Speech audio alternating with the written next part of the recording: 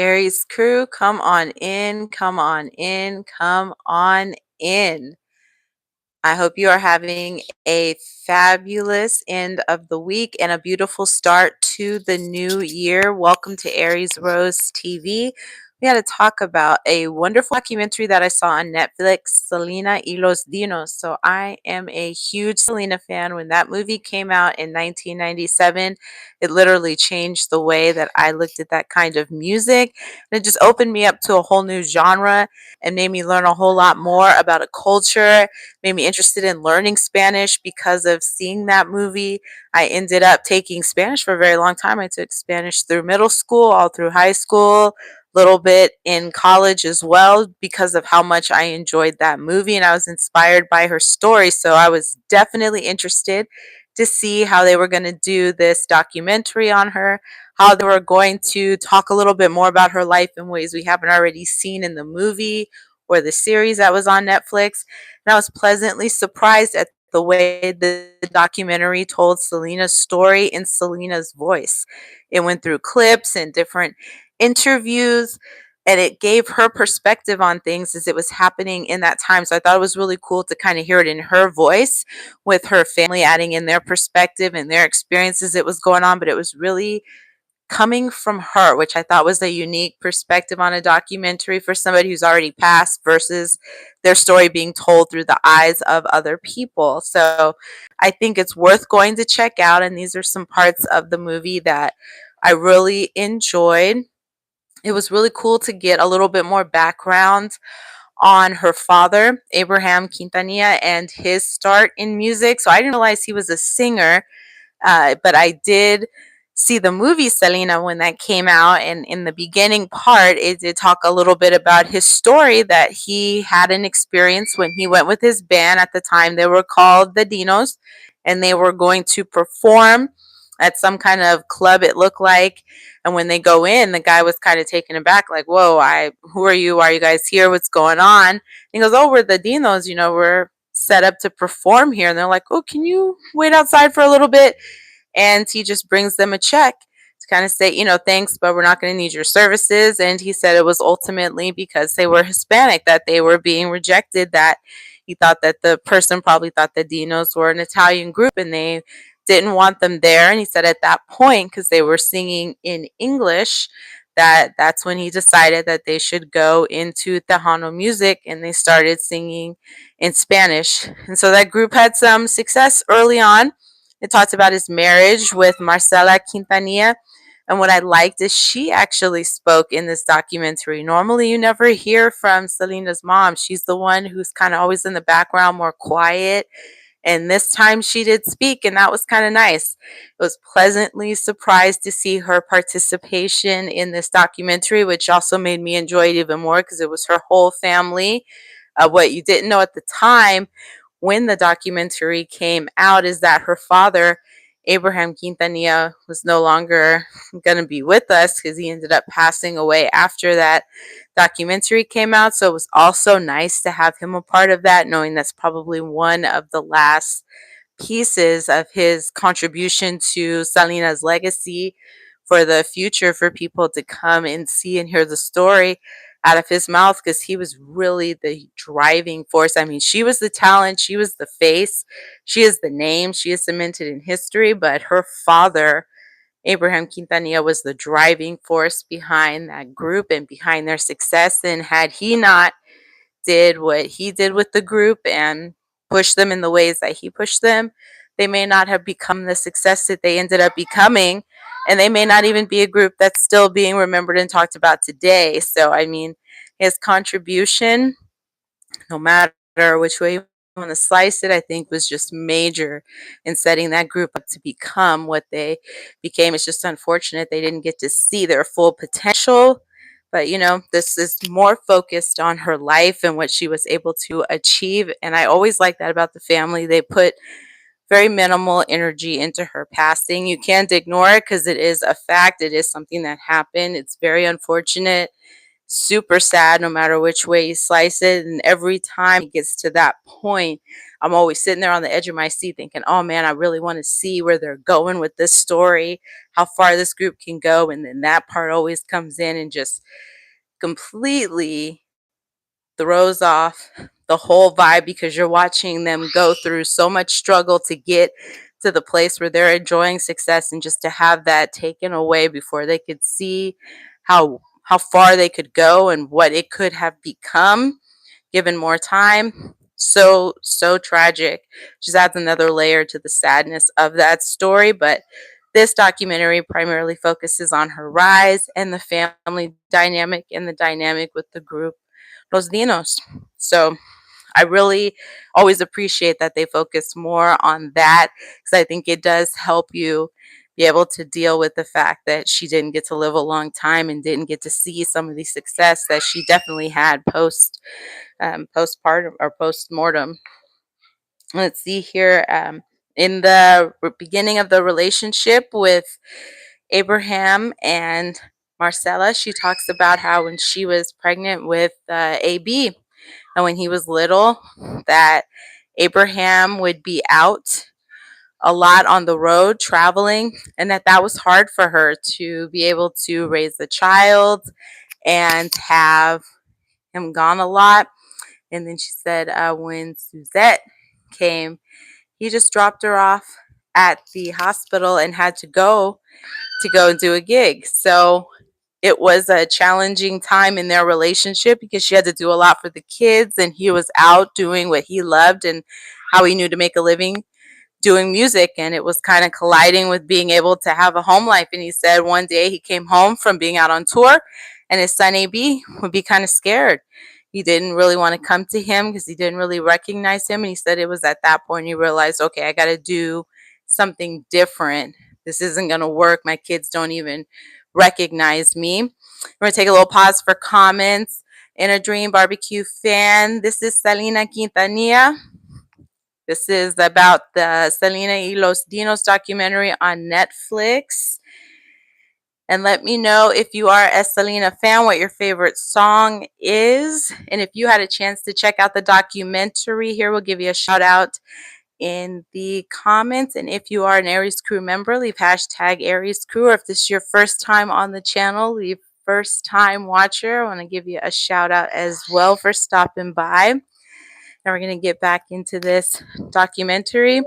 So I thought it was kind of nice that Marcella talked about what it was like in the beginning of their relationship and the challenges of that, because when you see the success and you don't kind of see what happens behind the scenes to get to that point, you don't realize that there are some sacrifices, that there are things that go on that are less than glamorous and less than ideal. It might be nice as a musician to have gigs all the time and be able to say you got shows, but when you have a family, somebody ultimately ends up having to carry a little bit more weight because you can't be there. So it's a benefit on one side where you're able to make money and do something to take care of your family and do something that you love. But on the other side, they're losing time with you and they don't have the benefit of another set of hands, another person there to help. But he made a decision that his family was important to him.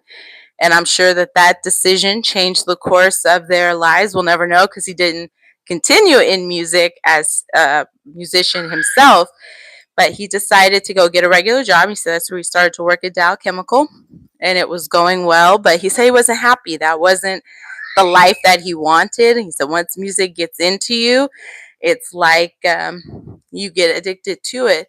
And he said it just stays with you for life. So, he did what he had to do during the day. But when he came home, he played his music. He played with his guitar. He said when Selena was about 6 years old, she came to him while he's playing and she started to sing. And he said, ooh, ooh. That's when he heard the talent and was like, okay, she can sing. And I'm sure at that point, the wheels started turning of like, what can I do with this?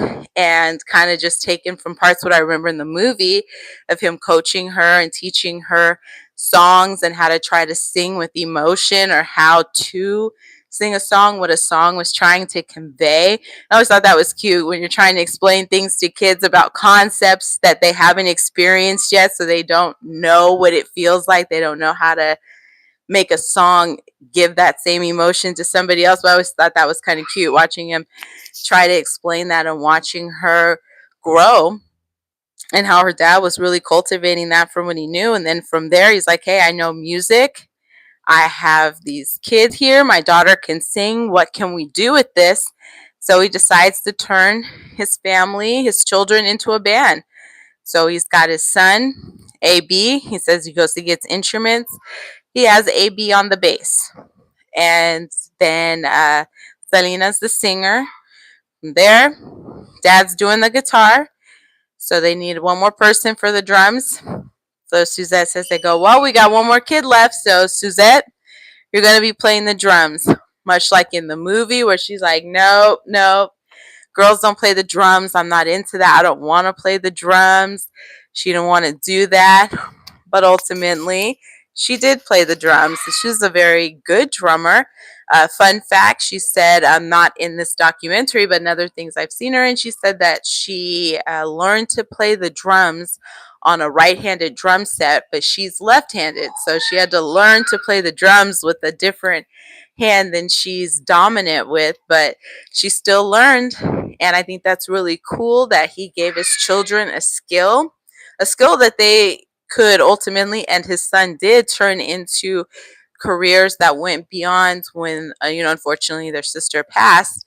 Her brother did continue in music with the Cumbia Kings and still had success with making music with them. He was a very talented songwriter, and he talks about in this documentary his story of growing into becoming a songwriter and how he really kind of got his groove that made the group really get successful. Because once the songs pop and your sister's doing these great, vocals and a awesome visual performance when you're seeing it live, that whole thing made it something that was irresistible, and that just what made the band take off. And so I thought it was cool watching all of their journey and growing, but that all started with their dad getting them into something that they probably wouldn't have gotten into had he not decided to make them into a band. So a skill of learning how to play the drums, because playing instruments is not easy, but they could take that and make music with it, do all kinds of things. So that alone right there, their dad's helping them with being able to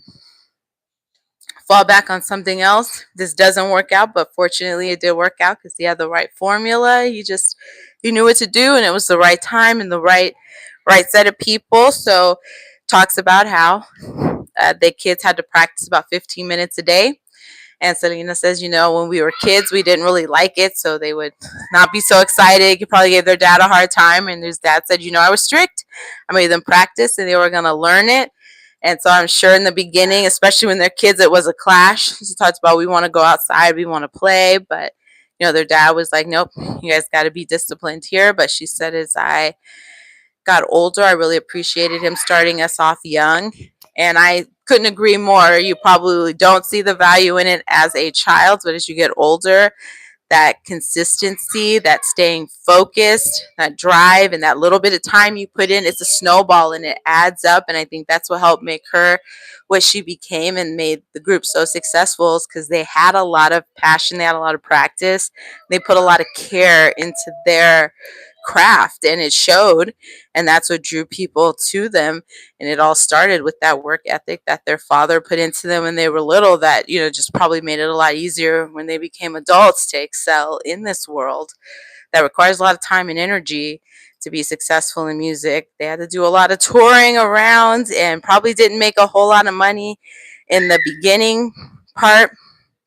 It talks about he went after they went and got a restaurant because he didn't want to really work at the Dow Chemical plant anymore. And he just always had a passion for music that never went away. And he saw the talent in his daughter. He saw where they could go with that, and he wanted to put his energy there. So they got a restaurant, Papagayos, and that restaurant was doing good. He said he built a dance floor and a little stage for the kids to perform. And Suzette talked about how, it was embarrassing for them because you're performing there and you're probably seeing your friends you go to school with, and then they're like making fun of you because kids don't get it at that age. It seems kind of funny, and I'm sure it's embarrassing when you don't want to be seen and you're kind of in the spotlight when you're on the stage or the performers, everybody's staring at you. So I get it, but I thought that was kind of cute that their dad really invested in them, that the restaurant centered around them. I feel like it was a place for them to perform that served food. It just very dedicated to seeing his kids successful. I really appreciated that about him. I thought it was also really touching that he said I could have my whole family together when we're doing this. Everybody had a place in that group, so it didn't require him to be away for long periods of time where they weren't all together. They got to be all together on the road. They got to do all of this together. I thought that was kind of special because, especially since Selena's time ultimately was so short on this earth, at least they got, a lot of years in, especially in the beginning part, a lot of memories of traveling, going around and performing together, really grinding it out to get to the point where they were. And talks about how they went into Mexico and they weren't in the beginning. Selena did not know how to speak Spanish. So she grew up only speaking English, but singing in Spanish. So she had to learn, I want to say it was phonetically, sounding it out on how to sing the words. And then eventually it comes to a point where people are going to want to talk to you and do interviews. And since you're singing in Spanish, primarily the audience that may be listening to your music is Spanish speaking, or you're being interviewed by Spanish speaking stations, TV shows and such. So she needed to learn it. And her sister Suzette talked about, the pressure she felt to learn it because she was the face. She's the front person. People want to talk to her. They're interested in her. They're intrigued by her. So she knew that was important for her to do that. But at this time, she didn't know it. She was learning it. So they went into Mexico and she couldn't. And I don't know that anybody else in the group could speak Spanish at that time because this was before they had Pete in the group. So they probably couldn't convey or speak as much or as well as you want to because it's not a language that you know and you're not fluent in it yet. So I felt like that was making it harder to be accepted over there. And I never thought about that prior, about what the experience may be like for somebody that you think should speak Spanish and they don't, that you may be treated differently. So it was very interesting to hear that. And I'm sure it's a thing. It was just not a thing I ever thought about. I didn't think it would matter whether or not you did speak Spanish, but I think it's cool that she did end up learning it. And that's what I found so inspirational about her stories, that she did not grow up speaking Spanish, but that she was able to learn it later on. And that's what made me super interested in wanting to learn. I thought, well, if she can learn it, that means I could learn it. And so that's why I took so many years of it. I'm not fluent in it, but my interest in the language started from seeing that movie because I was just so intrigued by her story and so inspired by it. So the fact that she was able to reach different generations and across all kinds of different ethnicities by her story, I think speaks volumes to her, because not everybody can cross over to a point that you make other people interested or drawn to a whole other culture. So I think that says a lot about her. And she just had a magnetic personality and a whole lot of charisma. And you're watching that grow as you're hearing their story. And so from there, that's when her brother, AB Quintanilla, says that they go to get Pete Astudillo because he spoke Spanish and they felt they needed that in the band. And then that combo of AB with Pete Astudillo, they were able to write songs together. And Pete said that, he would kind of take what AB said to him in English when AB would say, okay, I want a song to say this. And he would go, okay, like this. And he'd kind of flip it back to him in Spanish. And that's how they were kind of able to bounce off each other to write songs. And he said that Pete was also a nice to have a part of the group because he could go and sing in place of Selena when they were performing or performing for hours. She could take a break because he could go up there. And I love watching Pete and Selena dance together. I'm so intrigued by that, so entertained. I love watching that. They look seamless, like they are, on the same wavelength without even trying, effortless. They look like they're just having a great time on the stage, and that's what I just felt every time I saw their live performances. Everybody looked like they were having fun, smiling, happy, high energy, having fun. I wish I could have seen them live. So I just really enjoy that piece, and definitely watching them dance together or just watching Selena dance solo, you could see all the happiness that was radiating from from them all vibing with each other and vibing off the audience. I'm gonna take a quick drink here.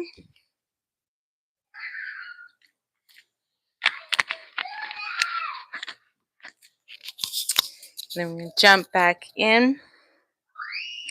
So I'm looking at some of these notes here to make sure I don't miss on some of the things I definitely wanted to touch on. And then AB talks about him getting into like the songwriting piece because of his dad really pushing him to say, well, you're a musician, because he knew that they needed some different kind of songs to really get to where they want to be. So he wasn't really feeling the music. He wanted to have a different sound, a more upbeat sound than what they were doing, the group Los Dinos.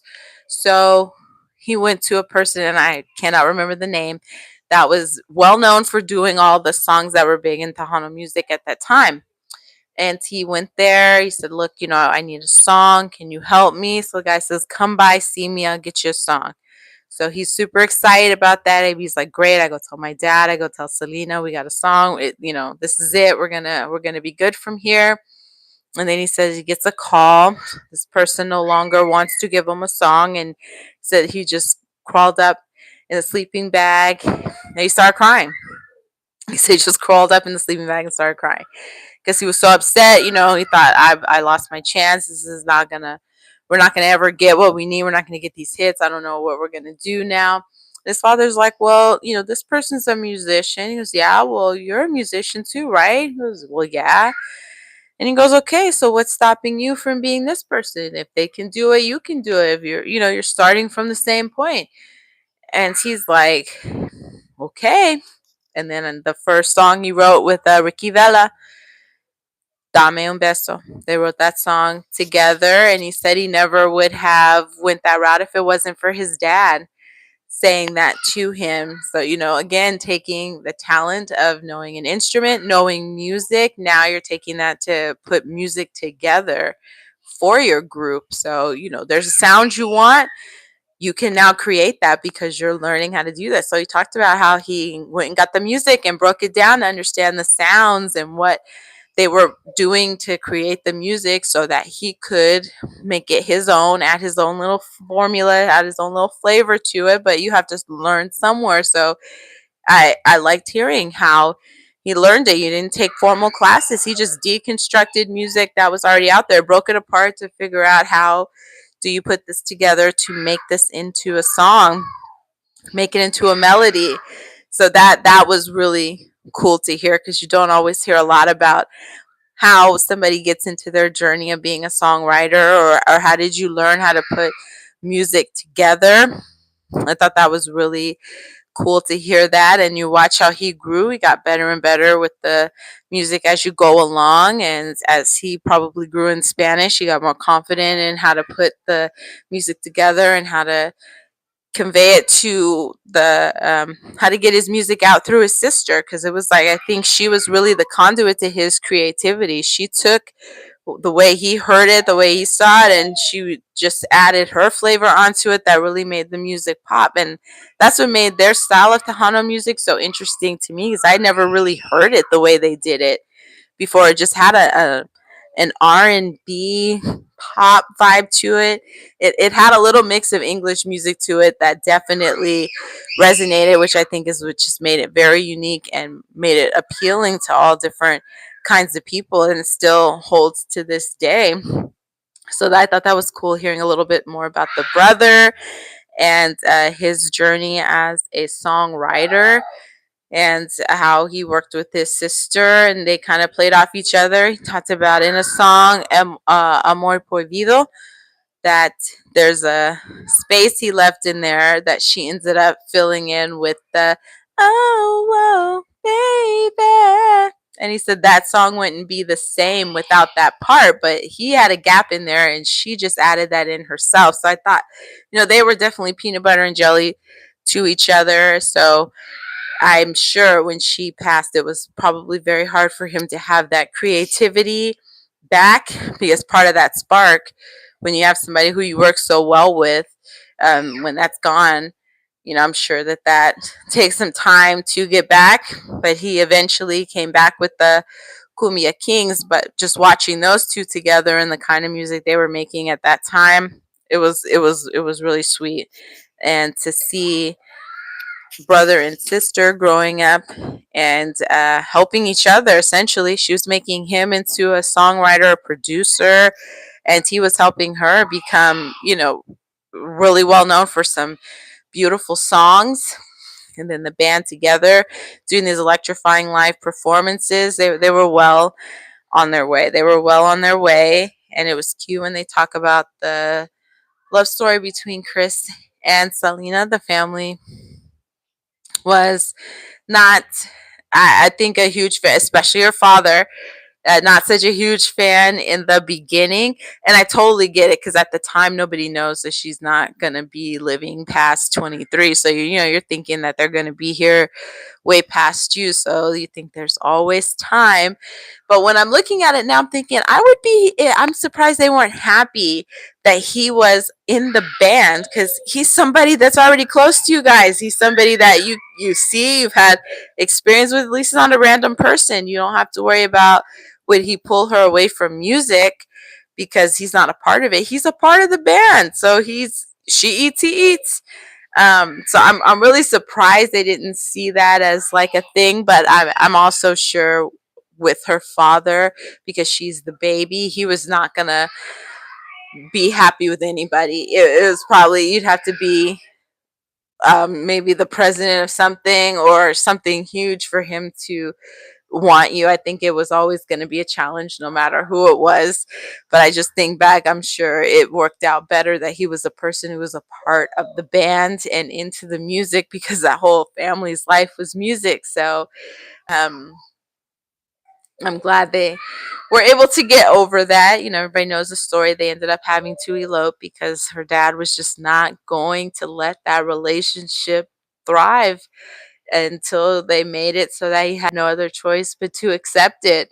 And it's very sad. I think that's the only part that I'm like, once they become an adult, you got to ease up. I know it's hard to let go, but you really, once they become an adult, you can't control them in the same way as you can when they're kids, and you're just going to push them into things more when you say no and you try to put up all these roadblocks. So there has to come a point where you need to accept they have to become their own people. You can only cultivate them and guide them so far, and then the rest they really have to pick up and do on their own. You just got to hope you did a good enough job.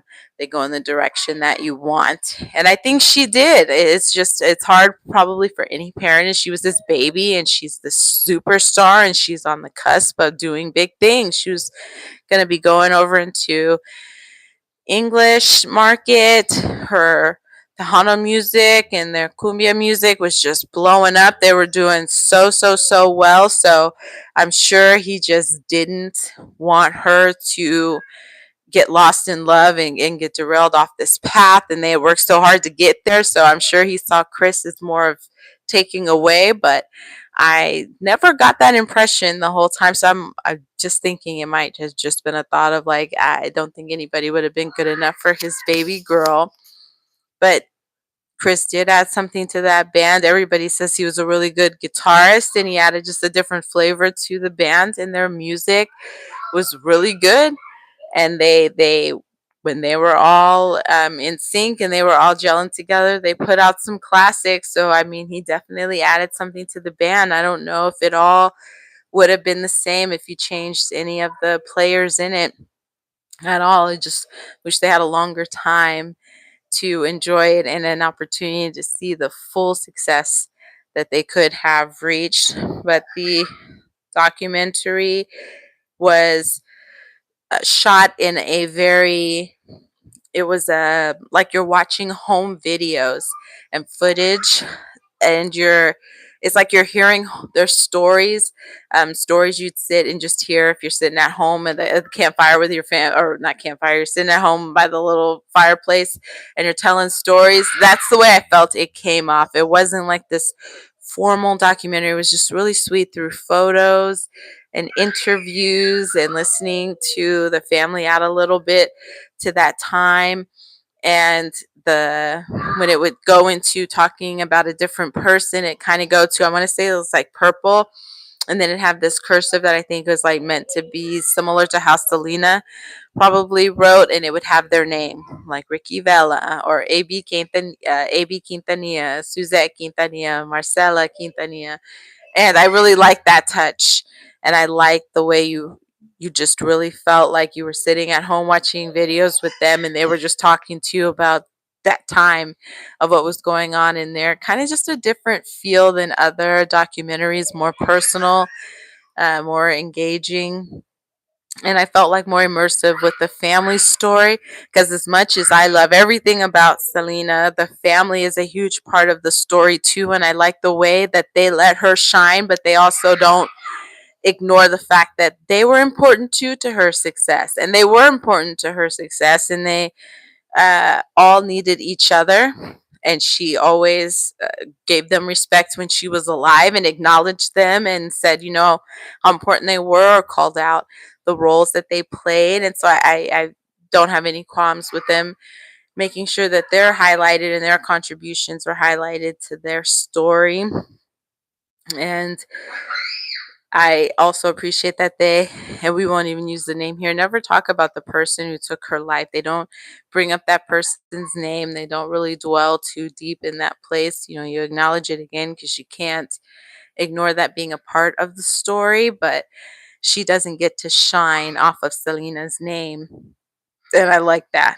It's just too bad she even came into her orbit, and it's even worse that she took her life for just nonsense reason. And it's just too bad that a person who was probably very trusting and went somewhere, was invited under false pretenses, and was just put in a situation like that. I can't imagine the fear she probably experienced, and the fact that there was nothing you could do. It's just very, very sad. Very sad, and it's just too bad a deranged individual even came into her orbit, because nobody would know what to do with that level of craziness. And now, unfortunately, due to situations like this happening to her and other celebrities who've been hurt by people, you have to be more careful about who you bring into your circle. And you almost have to keep out anybody who's not related to you, because you just don't know if what their true intentions are. And to watch their family go through all of this, moving in with family members. AB Quintanilla said they had like 13 people living in a home at one point when they had to move in with their cousins because they lost their house when they